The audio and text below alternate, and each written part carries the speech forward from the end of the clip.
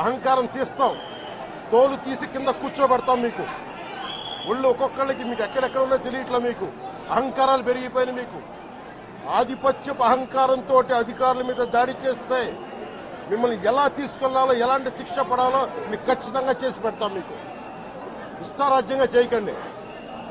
అహంకారంతో నడినెత్తి మీద కళ్ళు నెత్తికెక్కాయి. మీకు ఈ ప్రభుత్వం చాలా త్రికరణ శుద్ధిగా అందరం కూర్చొని మేము కలిసికట్టుగా ఉన్నాం. ఇక్కడ ఇది కూటమి ప్రభుత్వం, ఇది వైసీపీ ప్రభుత్వం కాదు. ఇది ఇష్టారాజ్యంగా మీరు చేస్తారంటే కామ్గా కూర్చునే ప్రభుత్వం కాదు.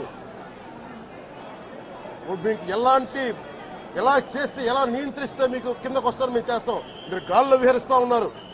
11 సీట్లు వచ్చి ఇంకా గాల్లో విహరిస్తున్నారు. మొత్తం మీకు ఎలా కిందకి దించాలో మాకు బాగా తెలుసు. చేసి చూపిస్తాం.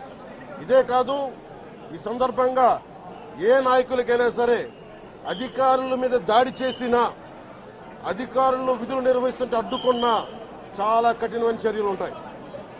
ఈరోజు నేను వచ్చి ఇక్కడ ఎందుకు వచ్చాను జవహర్ బాబు గారి దగ్గరికి అంటే, ఆయన ఒక ఎస్సీ ఎస్టీ కులానికి సంబంధించిన వ్యక్తినో వీటి గురించి అని కాదు. ఎవరైనా సరే ఇర్రెస్పెక్ట్ ఆఫ్ కాస్ట్ ఆధిపత్య ధోరణితోటి కనుక దాడి చేసి విధుల నిర్వహణకు అడ్డం వస్తే ఇది ఉపేక్షించే ప్రభుత్వం కాదు.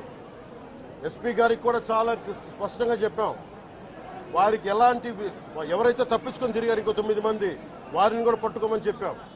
వారికి తగిన విధంగా కౌన్సిలింగ్ చేయాలి, అలాగే కఠినమైన శిక్షలు పడాలి.